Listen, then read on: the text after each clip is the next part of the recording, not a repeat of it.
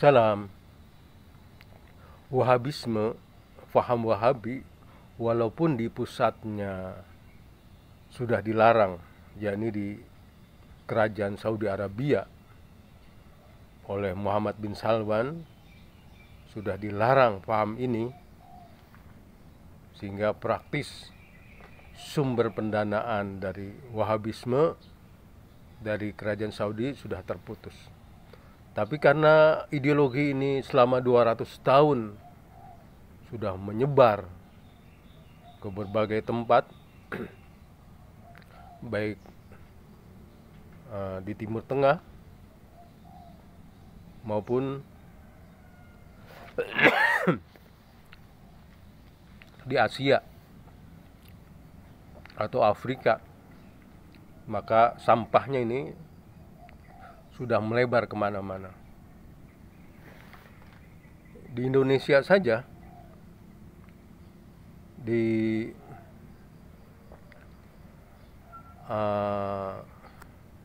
Pulau Nusa Kambangan itu lebih dari 2000 teroris, baik yang sudah melakukan pemboman maupun yang baru merencanakan pemboman, yang akhirnya ditangkap oleh Densus 88. Itu jumlahnya 2000 lebih.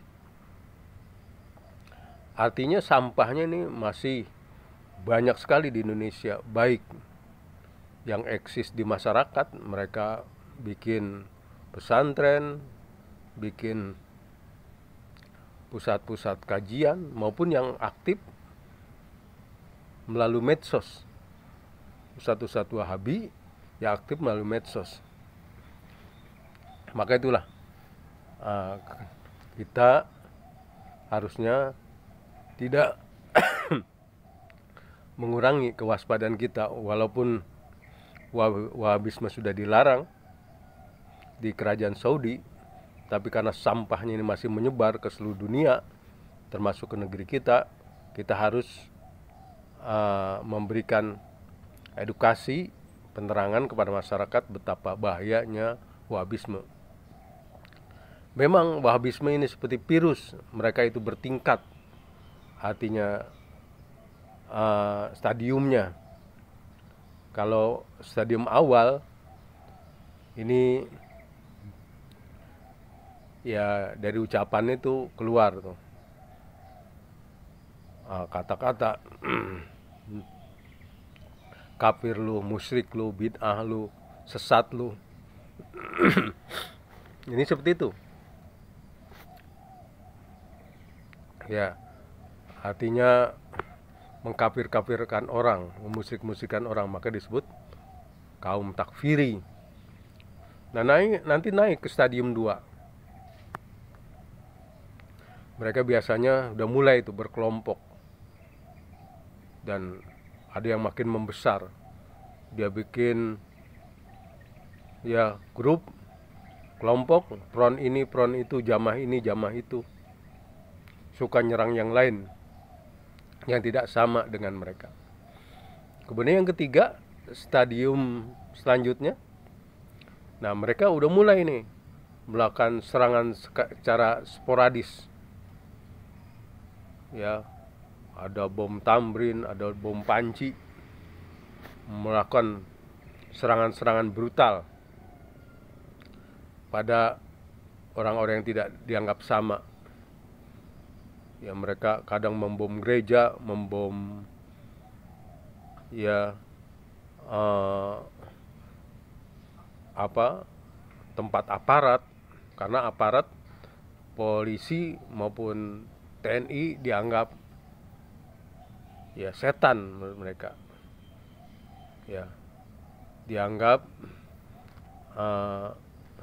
ya togut, ya mereka menyebut togut buat polisi maupun tentara. Ya, bahkan mereka membom masjid karena kalau itu masjid dianggap tidak sama dengan mereka. Ini stadium 3. Nah, puncaknya stadium 4. Nah, mereka itu selalu itu ingin berontak, mendirikan pemerintahan baru ala mereka. Ya, nafsu berkuasanya itu tinggi, nafsu ingin merebut kekuasaan itu. Makanya mereka itu kalau sudah bisa ngumpulin orang banyak melalui demo-demo, syahwat politiknya kuat sekali, syahwat ingin berkuasa. Mereka teriakan untuk mendirikan pemerintahan baru dan menjatuhkan pemerintahan lama. Pemerintahan lama dianggap tidak islami, harus buat pemerintahan yang islami ala mereka. Nah ini ya biasanya prosesnya seperti itu. Ya maka itulah di masyarakat pun kita melihat ya, tapi ini pada posisi yang disebut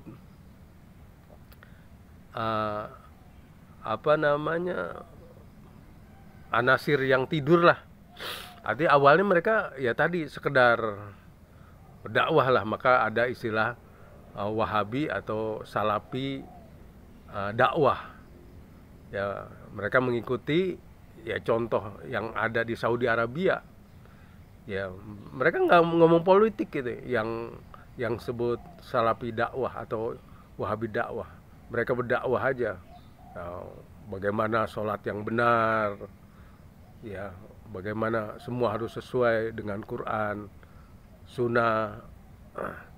Bahkan mereka tidak menyentuh kekuasaan, karena mereka meniru ya yang dipraktekkan Wahabi Saudi Arabia.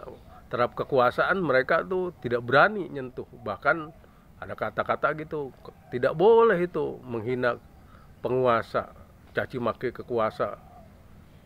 Ya kalau penguasa salah, kalau rejim Jokowi salah, ya harus dinasihati. Nah, kata mereka tuh. Ya memang mereka niru di Saudi Arabia. Sebenarnya Saudi Arabia kalau melawan rejim, melawan monarki yang berkuasa, wah, leher mereka putus itu. Ya biasanya gitu buat yang melawan pemerintah di tengah jalan itu. Kita sering melihat foto atau juga video bagaimana ya seseorang yang melawan pemerintah dieksekusi di tengah jalan, dipenggal kepalanya. Maka di Indonesia pun yang meniru Wahabisme, ya yang disebut Wahabi dakwah tuh, terhadap kekuasaan mereka tidak mau menyentuh. Mereka aspek ibadah saja, ya tetap itu bentuknya takfiri, mengkafir-kafirkan yang lain, memusyrik-musyrikan yang lain. Yasinan itu bid'ah, tahlilan itu bid'ah. Nah itu.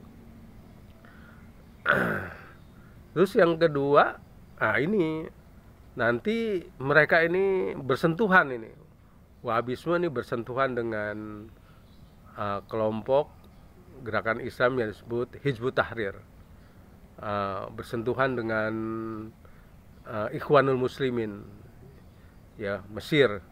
Ya mulai nih mereka nih masuk pandangan-pandangan orang Islam tuh jangan cuma ibadah saja, orang Islam harus berpolitik. Mulai mereka nih berpolitik. Yang kedua, kalau yang pertama itu Wahabi dakwah tidak berpolitik, ini yang disebut Wahabi aktivis, Salafi aktivis. Nah mereka nih yang suka demo-demo, ya mengecam pemerintahan, mengecam kebijakan pemerintah, demo-demo. Nah bedanya dengan demo-demo orang demokratis, artinya yang yakin kepada pemerintahan demokrasi, demo-demo menyuarakan suara. Tapi mereka ini demo-demo inginnya tuh merebut pemerintahan. Ya mereka demo, kumpulkan orang banyak, tapi ujungnya bagaimana merebut kekuasaan, bugot. Nah, maka yang stadium 3-nya tuh kelompok 3. Yang pertama Wahabi dakwah, Wahabi aktivis. Yang ketiga ini yang paling bahaya, yang disebut Wahabi atau Salafi jihadi. Nah ini yang suka ngebom ini, yang melakukan kekerasan Wahabi jihadi. Ya, mereka senang sekali mengobarkan peperangan, karena menurut mereka Islam hanya menang dengan perang. Karena Nabi Muhammad dulu ya juga berperang, maka sekarang pun kalau Islam ingin menang harus dengan peperangan, harus dengan jihad sebagaimana dulu yang dicontohkan Nabi Muhammad. Tapi lagi-lagi Nah ini